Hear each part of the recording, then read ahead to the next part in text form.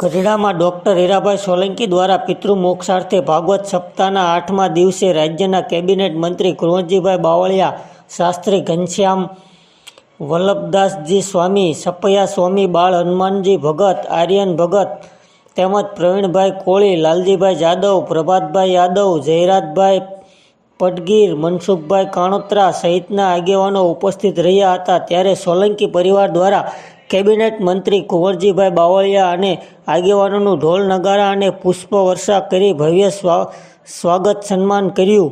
સપ્તાહમાં કેબિનેટ મંત્રી કુંવરજીભાઈ બાવળિયા તેમના સંતોનું શાલ ઓઢાડીને ફુલહારથી ભવ્ય સ્વાગત કરવામાં આવ્યું.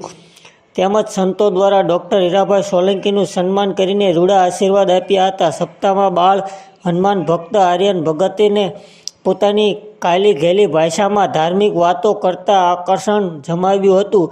રાજ્યના કેબિનેટ મંત્રી કુંવરજીભાઈ બાવળિયાને પોતાના ઉદ્બોધનમાં જણાવ્યું કે ભાગવત સપ્તાહમાં આવવાનું થયું છે તે મારા અહોભાગ્ય છે તેમ કહી પિતૃમોક્ષાર્થે પ્રાર્થના કરી હતી. અને વધુમાં તેમણે જણાવ્યું કે ઈશ્વરની કૃપા હોય એટલે સરકારમાં 3 વાર વારો આવ્યો, બાકી તો ઓવાળમાં તણાઈ જાય. અહેવાલ રોહિત આર જતાપરા. વધારે સમાચાર જોવા માટે અમારી ચેનલને લાઇક, શેર અને સબસ્ક્રાઈબ કરો.